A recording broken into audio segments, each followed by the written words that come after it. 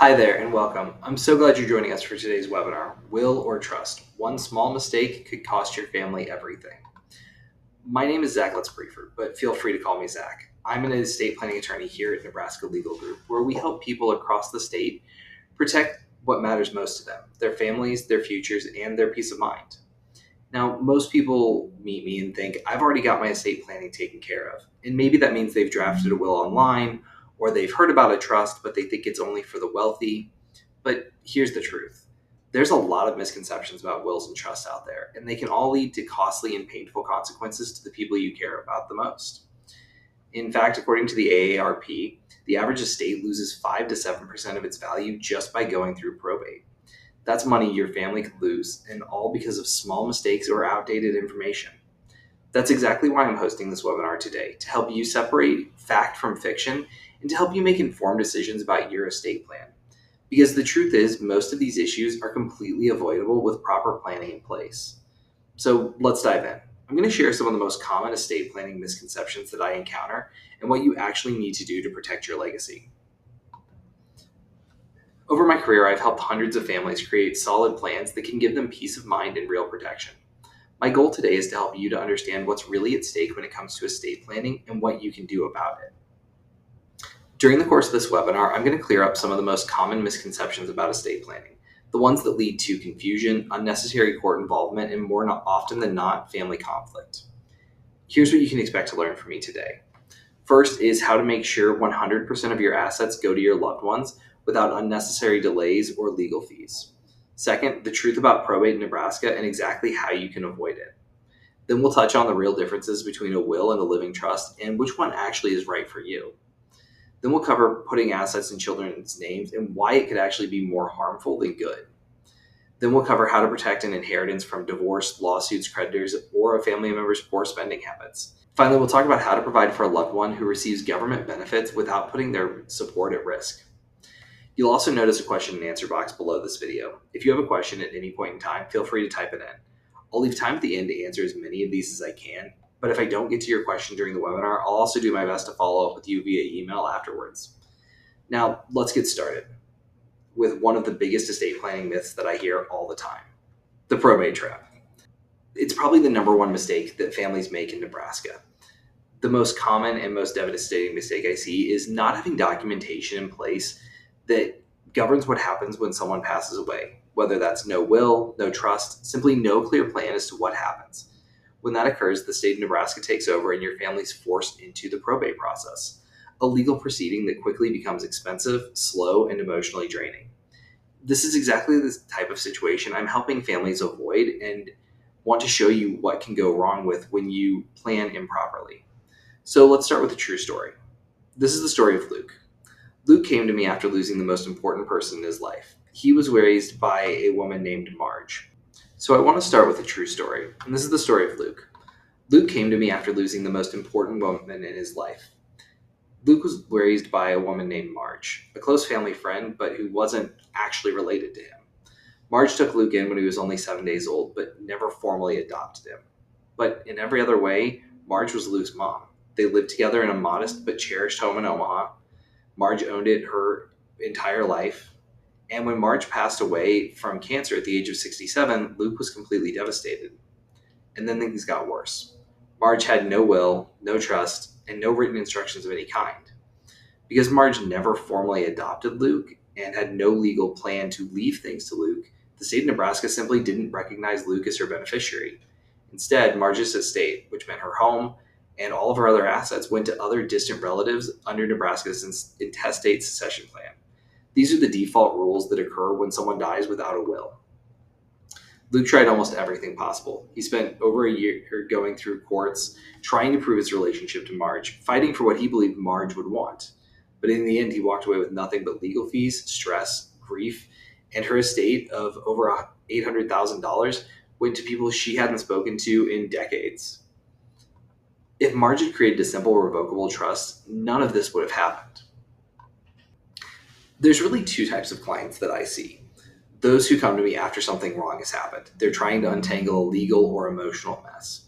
And then there's those who come to me before that. They're ones who are trying to make a plan to protect the people they care about.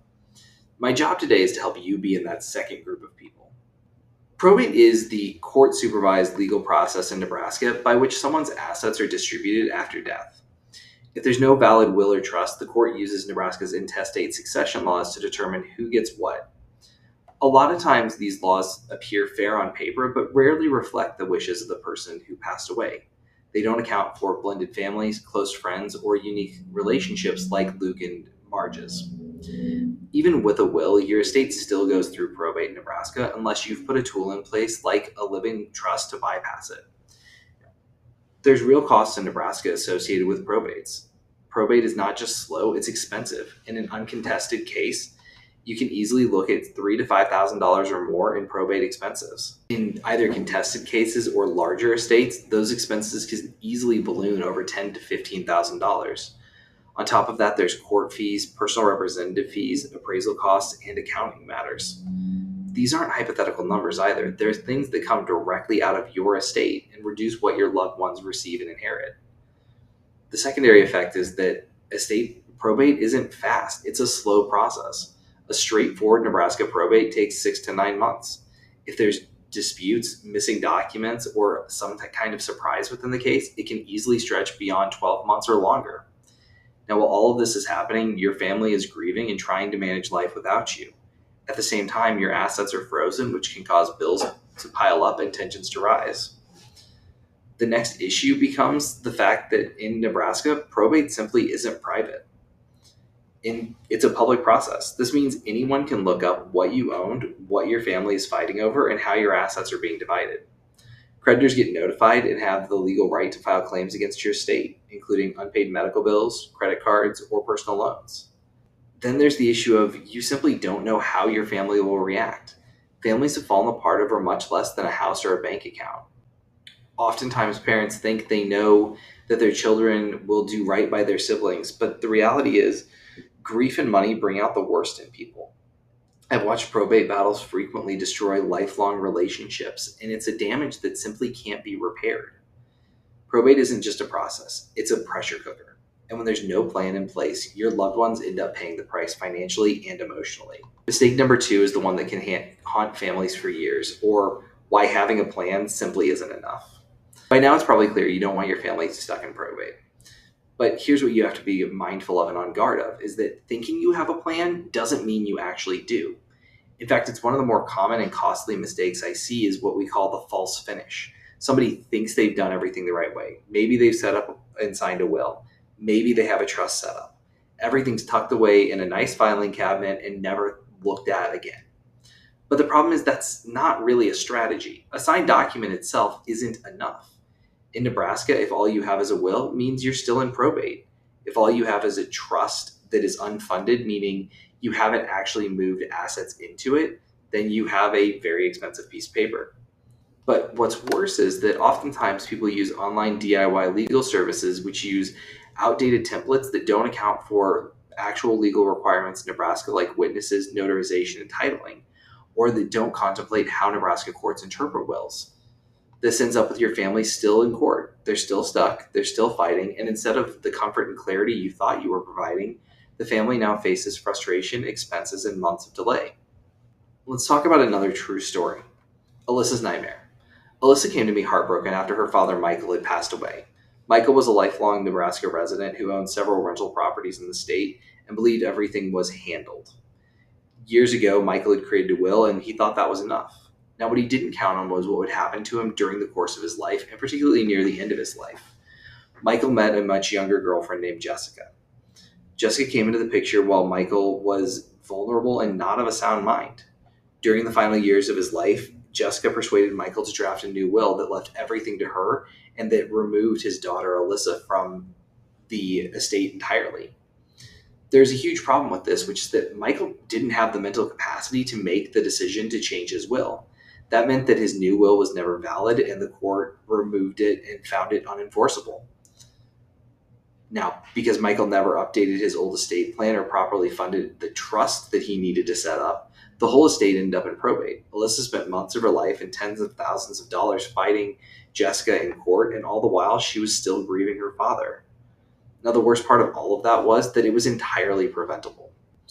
This happens a lot more than you would think, and it's fairly easy to see why. Most people think of estate planning as a one-time thing. You do it, you check the box, and you move on. But the reality is, like most things, it's a process that has to be done right and has to be revisited with time. The first thing people overlook the most is funding the trust itself. A trust itself is basically a toolbox, and you have to fill the toolbox with something in order for it to actually have utility. That means in Nebraska, you're retitling assets such as your home, your bank accounts, and sometimes vehicles into the name of the trust, or your family still ends up during the probate process. The next thing that happens is that people don't update their wills and they become outdated and fairly quickly. Life changes incredibly fast. Divorce, remarriage, births, all of this occurs in a rapid span of time. And if your will hasn't been updated or reviewed in the last 3 to 5 years, it probably won't reflect what you actually want it to in Nebraska. The next is DIY and discounted document services. These are online templates that are fill in the blank forms. They rarely meet exactly what Nebraska's legal standards are. And something as simple as missing a witness signature or the wrong notarization can void the will entirety or make the entire probate process take longer.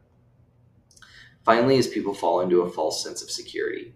This is probably the most dangerous part. You think you've covered everything, but your family doesn't find out you didn't until it's too late and you've passed away. Now, this is why I spend my career advocating for Nebraska families and helping them through every part of the estate planning process. It's not just to hand over documents, but to build real customized estate plans that actually work when the time comes. The reality is protecting your family means so much more than printing papers and hoping for the best. It means creating a plan, a living, breathing, and built to hold up in real life plan that exists for you and for your family. Now let's talk about how you truly protect your family. You can see it in the quote here. My mom passed away in her sleep and it was heartbreaking, but we didn't have to worry about what to do next. Everything was already in place, just how she wanted it. That peace of mind, it's priceless. So what does true protection look like? When we talk about protecting your family, we're not just talking about documents, we're talking about outcomes. Here's what effective estate planning really does. It gives your family peace of mind when they need it the most. When they're in the midst of grieving, it avoids unnecessary legal conflict and helps them to know things are moving in the right direction. It keeps your family's future in your hands and not in the courts. It protects your loved ones from predators, creditors, taxes, and chaos. This is the story then of John and Maria, a couple who came to me who really were trying to plan ahead. John had had a medical emergency, and afterwards, he and Maria realized just how unprepared they were for what was next. We helped them create a comprehensive plan that covered all of the needs they had. This meant a revocable trust, powers of attorney, and advanced healthcare directives, all of this creating a plan for John and Maria's blended family. 2 years later, John passed away rather unexpectedly. The nice thing is there was no court costs, there was no fighting, and there was no guesswork. Maria had full authority to take care of everything. John's children received their share of the inheritances in a private manner. And afterwards, Maria told us that the most loving thing John ever did for her and her family was the plan that he made.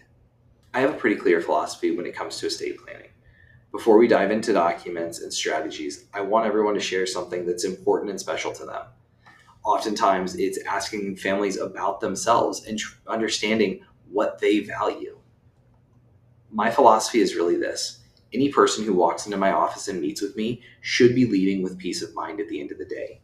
That means they know that their wishes are honored, their family is protected, and their legacy is handled in the right way for them. There's no such thing as a one-size-fits-all estate plan, just like there's no such thing as a one-size-fits-all family. Your plan needs to match your values, your family dynamics, and your financial picture. We help people achieve this peace of mind by focusing on 3 core pillars. Think of these as 3 legs to a stool, where if one is missing, the plan is unstable. And when all 3 are aligned, everything moves forward with clarity and confidence. Pillar number 1 is legal documents that actually work. This is where most people are going to start. Wills, trusts, powers of attorney, and healthcare directives. And all of these are essential. A will is your set of instructions to the probate court, and even the most advanced plan that is going to ultimately rely on a trust would include one. But as we talked about before, a will doesn't avoid probate. Your family would still have to go to court. But the benefit is that it reduces family conflict by spelling out exactly what everyone receives and covers things if something is not properly funded into the trust. The second then is the trust. This is what allows you to avoid probate entirely if it's funded correctly. You can place your house, accounts, and other assets into the trust. It also gives you significant amounts of control. You decide when, how, and what circumstances people receive their inheritance. This is especially important if you have young children who you want to protect its future, if you have vulnerable family members who might be financially susceptible, or if you have someone with a special needs family or a special needs trust. So the question is, what do you need? And the lawyer answer is, like most things, it depends. If your estate's over $5 million, or if you want privacy and control, and this is especially important for blended families, or if you want to avoid court costs, or where you have a special needs individual involved, we recommend a trust in all of these situations. Now, when we prepare our documents, we go beyond just the documents themselves. We seek to help clients minimize their tax burden in the future. Many people think about federal estate taxes and assume that they won't apply to them. The exemption for federal estate taxes currently is over $28 million for a married couple and $14 million for individuals, but that very well could go away in 2026. And the reality is, even if you're not subject to estate taxes, your heirs might be paying other large taxes if you leave behind tax-deferred accounts like IRAs or other similar matters. Now let's talk about an example. If your child inherits an IRA worth $500,000, they have to withdraw that within 10 years. That income then becomes taxable up to 37% depending on their current tax bracket. That's a nearly $200,000 tax bill that they simply weren't expecting. We use tools like IRA beneficiary trusts and other planning tools to help avoid these pitfalls. Now let's talk about financial management for real families. This is the piece no one talks about, but it matters, and it matters a lot. If your money isn't growing faster than inflation, you're paying an invisible tax. Many people do it themselves on their investments, and that can work right up until it doesn't. On the other extreme, ultra-wealthy families have private wealth teams that manage every detail. But what about those of us in between? That's where we come in to help clients connect with fiduciary advisors, financial professionals legally bound to act in your best interest. We don't sell financial products, but what we do is make sure your money is protected, growing, and aligned with your long-term goals, particularly as those pertain to things like living trusts. In some cases, this involves helping families set up different income-generating trusts with legacy financial structures, and that applies to everyday normal people, not just the billionaires of the world. Every family benefits from smart planning, and some situations call for more specialized solutions than others. To ensure that your legacy and loved ones are truly protected, let's talk about what each of those possibilities looks like. Every family is unique, and that means everyone's needs are unique. There's a lot of different groups that benefit tremendously from thoughtful and customized planning. The first is families with children with special needs. If you have a child with special needs, you already know how important long-term care and stability is for your child.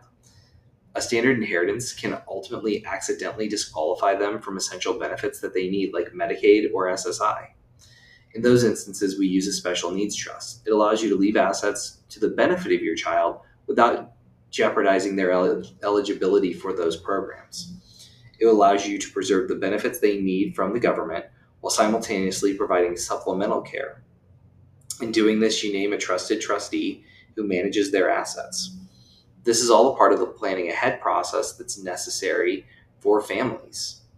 The second thing to consider then is, are there special needs associated with a blended family? Second marriages and blended families create unintentional conflict when people's wishes aren't clearly spelled out. This means without a solid plan, you may have assets that you intended to leave to your children or to your new spouse or vice versa that simply don't go where they're planning on. Clear directives as to who receives what protect both the surviving spouse and your children. This also helps to avoid family fights and probate disputes, and a properly set up trust for a blended family can prevent changes from being made after the death of one spouse. What we try and do is help families build plans that honor their relationships and provide clarity and compassion. Of course, one of the more complex issues is self-employed individuals and business owners.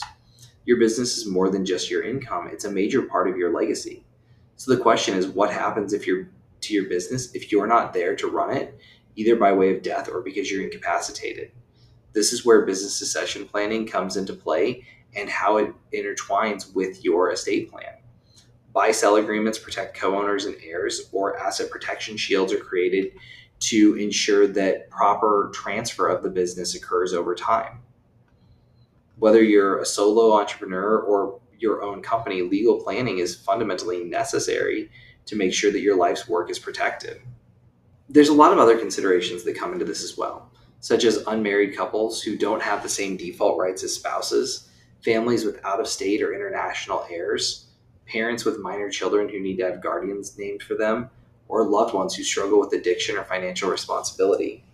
On top of that, you have individuals who have a desire to leave assets to charity or other organizations, including faith-based organizations, that they need additional guidance on what to do.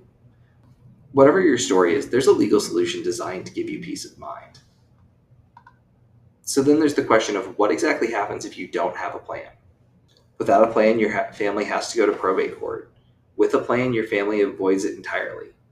Without a plan, state statutes determine exactly what is passed on and to who. With a plan, you decide and have the control over what happens next. Without a plan, it may very well be someone you don't trust or who you don't want is filling in and has the ability to make decisions. And with a plan, you get to decide who's in charge of your estate and what happens with it. Without a plan, it's almost guaranteed that there will be years of legal cost and stress. With a plan, you can create a smooth runway for a really efficient private process that lets your family have exactly your desires. Now, estate planning isn't simply filling out forms. Good estate planning is tailored to you. It's strategic and it's built to last. Here's how we do it. First, we start with strategic legal documents that reflect your wishes, values, and family dynamics. We seek to avoid probate through proper trust-based planning, including adequately funding the trust. We then look to planning for incapacity so that if you're unable to act for yourself, somebody can step in and take care of you and your needs. We look to planning for your children and those with special needs, along with loved ones who might have additional heightened needs. With the right tools in place, we seek to minimize taxes and preserve wealth, especially in blended families or second marriages.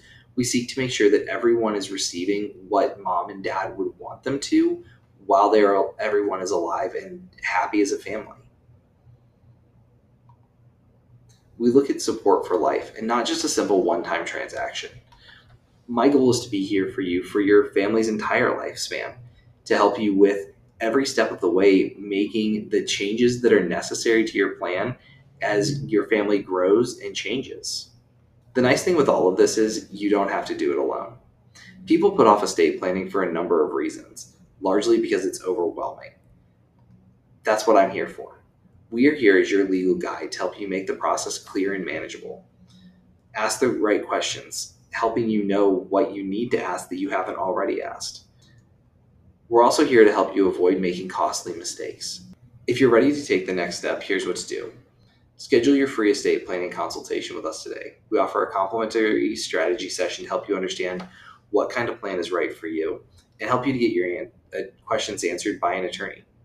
We talk about how to avoid probate and to protect what matters most to you. Just click the link below this video to book a free estate planning consultation. Now, spots for free consultations are limited, and we only take a certain number of new planning clients each month. So we would encourage you to act quickly if this is something you've been putting off, or even something that you've just thought of for the first time today. Now, I've received several questions during the course of this, and I'd like to address as many of them as I can right now.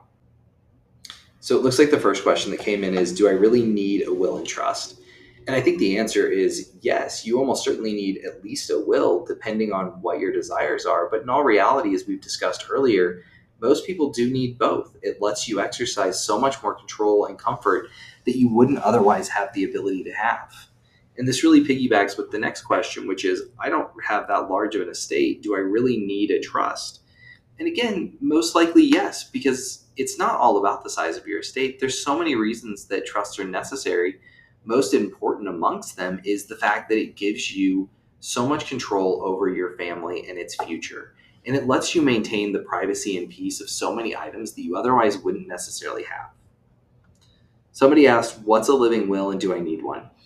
This is something we didn't touch on much. A living will, or known as an advance directive, is a set of instructions that governs what happens if you are unable to make medical decisions for yourself, and it's a situation that is not going to improve in a terminal manner. So the most common situation of it is somebody is declared brain dead, meaning they're never going to regain consciousness, and they've made a specific direction as to what they want to happen, whether that means withholding of life support, withholding of artificial food and water, matters like that. It's a way of taking a burden off of your loved ones from having to decide what the next course of action is. The next question was, how often should I update my estate plan? I tell people that at a minimum, you should be looking at your plan every 5 years, but you really need to take a hard look at it sooner if anything happens. You have a birth of a new child, you get married, you get divorced, you come into a large sum of money. Those are all the moments you should absolutely be taking a look at it and asking the questions. The other really great time to look at planning is after you've been through the process with somebody else. If you've encountered the scenario in which you've addressed probate with somebody else and realize it's not a good process to go through, it's a perfect time to make sure your cards are in order. Or even if something went as smooth as possible in an estate plan and everything was exactly what you wanted, it's another great opportunity to ask the questions of, does my plan look like this one did? The next question is, do I need an estate plan if I'm single or don't have kids? I tell people this all the time. You definitely need a plan. At a minimum, you need powers of attorney and probably a living will to specify what your desires are if you're not able to act for yourself during your lifetime. But beyond that, it's a question of, are you comfortable with what the state's plan is for you? Are you comfortable with everything going directly to possibly a sibling who you're not on good terms with, or an extended family member who you've never actually met? It really is a matter of where your comfort level is. But I think most people like to have control and knowing exactly where things are going to go. Somebody asked, if we plan on having more children, should we wait to, and I'm assuming it means should we wait to plan? I would say absolutely not. If you already have children, you need a plan in place that takes care of them from an appointment of guardianship standpoint, from ensuring that funds don't go to them when they're too young standpoint. And it's easy to modify a plan to add an additional child. There's no reason to put it off. And in fact, if you're already thinking about it and you have one or two, but you're still planning on more, it's all the better of a time to start jumping on it so that the plan is laid and the groundwork is there for the next child or children that you have. Somebody asked if it's too late to plan if their parents went into a nursing home to try and protect their assets. It's really hard to answer that question without more specificity as to what the assets are, why they're in a nursing home, what level of care and needs they have. It certainly is better to plan sooner rather than later, because oftentimes when somebody goes into a nursing home, it probably is too late to make any plans to protect the assets. But it's also something that's worth having a discussion on if you're thinking there might be a possibility there. Somebody asked, can I make changes to my plan later if something changes? Definitely. You 100% can make those changes as long as you have the mental capacity to do so. We talked about the story earlier with Alyssa and Michael and the fact that he didn't have capacity. That's when you're no longer able to. When you can't recognize who your family is, what your property is, those are the moments where it's too late. But otherwise, if you want to change it, you can change it in any manner you want to, whether that's adding people, removing people, or something else entirely. It looks like we're about out of time here. If you still have questions, I'd love to talk to you about it. Feel free to use the link below to book a free estate planning consultation with us, and we can walk through your situation. Again, the goal is not to have any pressure. It's just to give you clarity. It's to help you walk out with peace of mind that your family has exactly what it wants, and the groundwork is there for exactly what you need them to have. Thanks for joining us today, and remember, the best time to plan was yesterday. The second best time to plan is today.